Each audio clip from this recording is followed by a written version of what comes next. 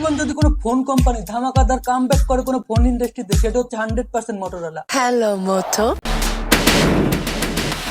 মালে মোটরোলা একের পর এক ভ্যালু ফর মানি ফোন নিয়ে আসতেছে, তা আবার 15 থেকে 20 দিন পর পর। যাই হোক, ফাইনালি মোটরোলা ফ্যামিলিতে আবার একটা নতুন সদস্য জন্ম নিয়েছে, E50, যেটা E40 এর সাকসেসর। এক অলমোস্ট পারফেক্ট ফোন। মোটরোলাতে টপ ফিচার্স বলতে কিছু ফ্ল্যাগশিপ ভাইব দেওয়ার চেষ্টা করেছে। IP rating 68, 1.5K POLED display, স্ন্যাপড্রাগনের প্রসেসর এবং সনি এর সেন্সর, মেটাল বডি এবং ওয়্যারলেস চার্জার। এছাড়া আরো অনেক ফিচার্স এবং এআই ফিচার্স রয়েছে, সবকিছু ডিটেলস আলোচনা করব। এইখানে আর কথা বলে রাখি, মোটরোলা তারা অফিসিয়ালি জানিয়েছে এ কোনো যেন তেন ফোন না, এই এক most durable military grade 810 certified phone. এখন অনেকের প্রশ্ন হইতে পারে এই মিলিটারি গ্রেডটা আবার কি? মিলিটারি গ্রেড হচ্ছে মিলিটারি সেকশন এই ফোনকে নিয়ে যাওয়ার পর 16 ধরনের আলাদা আলাদা টেস্ট করা হয়েছে, যেমন high temperature test, low temperature test, drop test এবং আন্ডার ওয়াটার টেস্ট। আর অবশ্যই আমরাও কিন্তু টেস্ট করবো, দেখতে থাকুন। আর এই 16 ধরনের টেস্টে খুবই সফলভাবে পাস করছে মোটরোলা E50। এখন কাহিনী এত রেখেই মিলিটারি নৌবাহিনী দিয়ে ফোন টেস্ট করার কারণ কি? কারণ হচ্ছে তো পক অনেক হয়ে গেছে, লেস্ট আনবক্সিং। এই হচ্ছে এর বক্স। এর লেফট সাইডে লেখা প্লাস্টিক ফ্রি প্যাকেজ, রাইট সাইডে লেখা হ্যালো মোটো। উপরের দিকে E50 এবং নিচের দিকে মোটরোলা ব্র্যান্ডিং। তো কভার খুললে আমাদের ফোন এবং 68 ওয়াটের একটা adapter, sim ejector pin, type C to type C cable আর একটু bio based back cover. 1 minute. বক্সের গায়ে প্লাস্টিক ফ্রি প্যাকেজ আর এখানে বায়ো বেসড ব্যাক কভার, তার মানে মোটরোলা এনভায়রনমেন্ট ফ্রেন্ডলি হয়ে গেছে। বাহ, নাইস, খুবই নাইস। ব্যাক সাইড থেকে দেখতে কিছুটা এরকম এবং ফ্রন্ট সাইড থেকে দেখতে কিছুটা এরকম। কার্ভ ডিসপ্লে এবং মেটাল বডি ফ্রেম। ফোন দেখতে খুবই পাতলা, 7.79 মিলিমিটার থিকনেস এবং এর ওয়েট 180 গ্রাম ওয়ানলি। আর এর ব্যাক সাইডে ভেগান লেদার ফিনিশিং দেওয়া। লুক লাইক সো কুল এবং কিছুটা ফ্যাশনেবলও লাগে। আমাদের হাতে যে ভেরিয়েন্টটি দেখছেন এটার নাম জাঙ্গল গ্রিন কালার। এছাড়া আরো দুইটা কালার আছে, পেস্ট ফেজ আর একটা হচ্ছে কালার না কলার, যাই হোক কিছু একটা হবে। মোটরোলার ওয়াল ফোন সব থেকে বেশি হাইলাইট তাদের বিউটিফুল ডিসপ্লের জন্য, কারণ তারা এই ডিসপ্লেকে যদি একটু মনোযোগ দিয়ে দেখেন, তারা ফ্ল্যাগশিপ ভাইব দেওয়ার চেষ্টা করেছে। ডিসপ্লে সেকশনে থাকছে 6.67 inch 1.5K POLED display, 2000 nit peak brightness এবং HDR10+ সাপোর্টেড। এই ফোনের বেজেল একদম কম, এর সিন নেই বললেই চলে, আর স্ক্রিন টু বডি রেশিও 93% এর মতো। আর বেজেল কম হওয়ার জন্য এর মিডিয়া এক্সপিরিয়েন্স খুবই ভালো। ইউটিউবে HDR+2K তে ভিডিও প্লে করতে পারবেন। পাঞ্চি কালার, কন্ট্রাস্টি এবং deep black, overall media experience খুবই তুখোর। আর এখানে প্রোটেকশন হিসেবে ব্যবহার করছে গোরিলা গ্লাসের 5 এর প্রোটেকশন। তো ডিসপ্লে তো খুবই ভালো। এখানে কিছু নেগেটিভ সাইডে রয়েছে, নেটফ্লিক্সে এখনো HDR+ সাপোর্টেড নেই। এর আগের ভেরিয়েন্ট E40 তে 140 হার্জ রিফ্রেশ রেট ব্যবহার করছিল, আর এই ফোন 120 হার্জ রিফ্রেশ রেট। এর ডাউনগ্রেড হওয়ার কারণ কি আসলে কিছুই বুঝলাম না, তবে এগুলো বাদ দিলে ওভারঅল বাকি ডিসপ্লে পারফেক্ট। যদি এর ফিজিক্যাল ডিজাইনের কথা বলেন, এর নিচের সাইডে রয়েছে 2 হাইব্রিড সিম card slot tray, HD card supported কোনো অপশন নাই, মাইক্রোফোন, টাইপ সি এবং speaker grill. HD card support না থাকলেও এখন একটাই ভেরিয়েন্ট 256 GB স্টোরেজ পাবেন। আশা করি স্টোরেজ নিয়ে কোনো ইস্যু হবে না। 3.5 মিলিমিটার হেডফোন জ্যাক থাকছে না। এর রাইট সাইডে আরো একটি মাইক্রোফোন, পাওয়ার বাটন এবং ভলিউম ট্র্যাকার। লেফট সাইড একদম ক্লিন, মেটাল ফ্রেম হওয়ার জন্য কিছু এন্টেনা দেখতে পাবেন। উপরের দিকে আরো একটি মাইক্রোফোন, এইখানে এইখানে এইখানে। ওয়াও, 3টা মাইক্রোফোন, নাইস, খুবই নাইস। এটাতে ডুয়েল স্টেরিও স্পিকার এবং ডলবি অ্যাটমসফিয়ার সাপোর্টেড। এখন অনেকের প্রশ্ন হইতে পারে আর একটা স্পিকার গ্রিল তো দেখলাম না। এর যে মেন ইয়ারপিস, অর্থাৎ যেটা দিয়ে কথা আসে ফোন কলে, সেটাই অডিও ড্রাইভার হিসেবে ব্যবহৃত হয়। আমরা টেস্ট করেছি, এর সাউন্ড ওভাররেটেড না হলেও যথেষ্ট লাউড। চলুন প্রসেসর নিয়ে কথা বলি। এতক্ষণ যা দেখলাম শুনলাম সবকিছু ঠিকঠাকই আছে, বাট আজকাল ফোন কোম্পানিগুলো মানুষের সাথে ধান্দাবাজি এবং বোকা চৌধুরী বানাচ্ছে এই প্রসেসর সেকশনেই।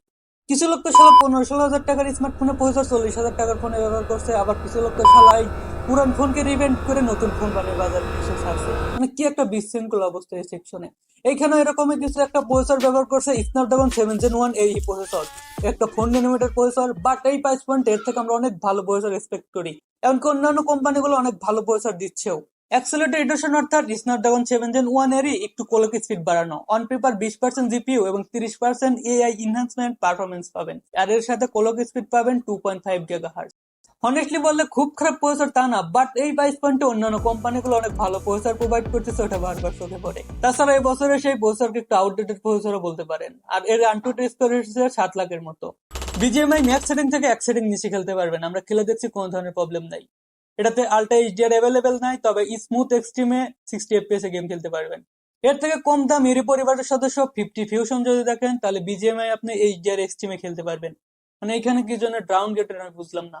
আমরা থ্রটল টেস্ট করে দেখেছি কয়েকবার, 75% থেকে 78% এর মাঝামাঝি থাকে। এটা একটু লোয়ার সাইড, বাট বাদ বাকি multitasking, day to day use, media experience এসবে কোনো ধরনের প্রবলেম নাই। এটা একটা variant available 8GB 256GB, RAM type LPDDR4X এবং স্টোরেজ টাইপ 2.2। তো alright, let's talk about camera. তার আগে অবশ্যই ভিডিওতে একটা লাইক দিয়ে চ্যানেলটি সাবস্ক্রাইব করে আপনার ভালো whatever Motorola, you are doing good here bro, nice, very nice. Last 3-4 মাস ধরে ক্যামেরা সেকশনে মোটরোলা খুব ইমপ্রুভমেন্ট করছে, এ ফোনও বাদ যায় নাই। এই ফোনের মেন ক্যামেরা হিসেবে থাকছে 50 মেগাপিক্সেল একটি main camera with OIS, Sony LYT 700C sensor.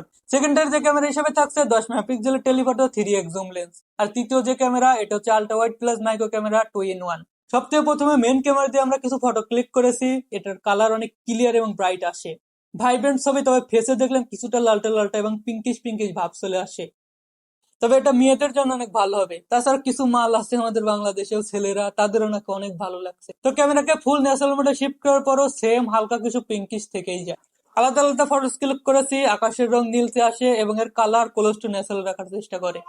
Main ক্যামেরাতে তোলা ছবি জুম করলেও ভালোই ডিটেলস থাকে।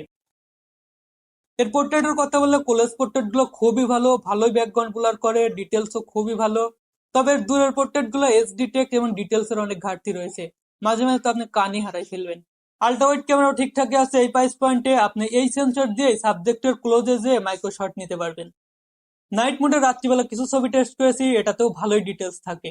অনেকের দেখে সন্ধ্যাবেলার ছবি মনে হতে পারে, অ্যাকচুয়ালি এটা রাত 9টার দিকে তোলা। যদি জুম পোর্ট্রেট এবং পিঙ্কিশ কালারটা বাদ রাখি, ওভারঅল ক্যামেরা সেকশন গতবারের ক্যামেরাগুলোর তুলনায় অনেক ইমপ্রুভ করেছে। সেলফি হিসেবে থাকছে 32 মেগাপিক্সেলের বেস্ট সেলফি ক্যামেরা। বর্তমান সময় তো অনেক বেশি ইম্পর্টেন্ট হয়ে দাঁড়িয়েছে সেলফি, তারপরেও কিছু কিছু লোক আছে এখনো সেলফি তুলতে অক্ষম। তাদের জন্য মাঝে মাঝে ইচ্ছা করে ডেডিকেটেড একটা ভিডিও বানায়, how to make a good selfie. সেলফিতেও খুব ভালো ডিটেলস পাবেন, আর এখানেও কিছুটা পিঙ্কিশ পিঙ্কিশ ভাব আছে, জুম করে দাড়ি মারি গুনতে পারবেন। এছাড়াও রয়েছে স্ক্যান, লং এক্সপ্রেশন এবং ডুয়েল ক্যাপচারের মতো ফিচার্স, অর্থাৎ পিছনে এবং সামনের ক্যামেরা একসাথে ভিডিও রেকর্ড করতে পারবেন। আর ডুয়েল ক্যামেরা দিয়ে ভিডিও রেকর্ড করার জন্য কোনো ধরনের কোয়ালিটি ইফেক্ট পড়বে না, খুবই স্মার্ট এবং স্মুথলি ভিডিও রেকর্ড করতে পারবেন। আরেকটা ইন্টারেস্টিং ফিচার দেওয়া আছে হরিজন্টাল লক। আপনি হচ্ছে নতুন ক্যামেরাগ্রাফি অথবা ভিডিওগ্রাফিতে আসেন অথবা আপনার হাত চেক করে, তবে এই ফিচার্সটি আপনার কাজে আসবে। ফ্রন্ট ক্যামেরা এবং ব্যাক ক্যামেরাতে উভয় ক্যামেরাতে 4K 30 FPS এ ভিডিও নিতে পারবেন। দুইটা ক্যামেরাতে ওআইএস সাপোর্টেড, ওআইএস থাকার জন্য খুবই স্টেবল ফুটেজ পাবেন। আর আমার কাছে এর ব্যাক ক্যামেরার থেকে ফ্রন্ট ক্যামেরার ফুটেজ এবং এর ফেস টোন অনেক ভালো লাগছে। তবে এর মধ্যে একটা প্রবলেম ফেস করছি, আপনি যখন ফার্স্ট ক্যামেরা ওপেন করবেন এর স্ক্রিন কিছু সময় ব্ল্যাক হয়ে থাকে। তবে আই হোপ নেক্সট আপডেটে এটা ঠিক করে দিবে তারা। ওভারঅল এর ক্যামেরার রেজাল্টটা খুবই ভালো, যদি এর পিঙ্কিশ কালার এবং দূরের পোর্ট্রেট মোডটা বাদ রাখেন। আমি পার্সোনাল এর ক্যামেরা নিয়ে স্যাটিসফাইড। স্মার্ট ফিচার্স এর মধ্যে সর্বপ্রথম যেটা আসে আইপি রেটিং 68। এটা একটা দুর্দান্ত ফিচার্স এর ফোনের। আমরা 30 মিনিট অব্দি পানির মধ্যে ফোনকে চুবাই রাখছি, তারপরে কোনো ধরনের প্রবলেম ফেস করিনি। দ্বিতীয় হচ্ছে 16GB পর্যন্ত র্যাম এক্সটেন্ড করতে পারবেন, 2GB 4GB 6GB এভাবে 16GB পর্যন্ত। তবে এখানে এআই ডিসাইড করবে আপনার কত জিবি র্যাম প্রয়োজন হবে, সেই অনুপাতে এক্সটেন্ড করা হবে। তৃতীয় হচ্ছে ইন ডিসপ্লে ফিঙ্গারপ্রিন্ট, এটা যথেষ্ট ফাস্ট অ্যান্ড একুরেট কাজ করে। চতুর্থ হচ্ছে মোটো এআই ম্যাজিক ক্যানভাস, এখানে আপনি আলাদা আলাদা প্রম্পট দিয়ে আলাদা আলাদা এআই ওয়ালপেপার জেনারেট করতে পারবেন। আর পঞ্চম এবং সব থেকে ইন্টারেস্টিং ফিচার্স হচ্ছে স্মার্ট কানেক্ট। আপনার কাছে যে ডিভাইসে থাকুক, ল্যাপটপ, পিসি, ফোন যাই থাকুক, আপনি সিমলেসলি কানেক্ট করতে পারবেন এবং ইন্টারেক্ট করতে পারবেন। এক ডিভাইস থেকে অন্য ডিভাইসে ফাইল আদান প্রদান করতে পারবেন কোনো ধরনের ঝামেলা ছাড়াই। এছাড়া শেক প্লাস, মোটো জেস্চার, সিকিউর ফোল্ডার এবং ফ্যামিলি স্পেসের মতো সব ফিচার্স তো থাকছেই। সফটওয়্যার হিসেবে থাকছে মোটরোলার নিজস্ব হ্যালো ইউআই এবং আউট অফ বক্স অ্যান্ড্রয়েড 14, 2 বছর মেজর ওএস আপডেট এবং 3 বছর সিকিউরিটি আপডেট পেয়ে যাবেন। কানেক্টিভিটির কথা বললে 16 5G band supported, wifi 6E 4G volt supported, Bluetooth 5.2 NFC এবং 4x4 মিমো কানেক্টিভিটি। ব্যাটারি হিসেবে থাকছে 5000 mAh এর পলিমার ব্যাটারি এবং 68 ওয়াটের ফাস্ট চার্জিং। আর এর সাথে থাকছে 50 ওয়াটের ওয়্যারলেস চার্জিং সুবিধা। ফোন এত স্লিম হওয়া সত্ত্বেও 5000 mAh ব্যাটারি দেওয়ার জন্য মোটরোলাকে একটা থামস আপ। প্রাইজের কথা বললে একটাই ভেরিয়েন্ট পাওয়া যাবে 8GB 256GB, এটা বাংলাদেশ প্রাইজে 40 থেকে 41 হাজার টাকার মতো এবং ইন্ডিয়ান প্রাইজে 25 থেকে 26 হাজার টাকা। এই ছিল ওভারঅল মোটরোলা E50। অনেস্টলি বললে সবকিছু মিলে আমি একটু ডিসঅ্যাপয়েন্ট হই নাই। যদি প্রসেসরটা একটু কম্প্রোমাইজ করেন, improvement camera, in display fingerprint, তাছাড়া IP rating 68, 1.5K POLED display, military grade certified, এছাড়া মেটাল ফ্রেম এবং ওয়্যারলেস চার্জিং সিস্টেম, সবকিছু মিলে আমার কাছে ঠিকঠাকই মনে হয়েছে। অবশ্যই কমেন্ট বক্সে একটা কমেন্ট করবেন, ভিডিওটাতে লাইক করবেন এবং সম্ভব হলে চ্যানেলটি সাবস্ক্রাইব করে রাখবেন।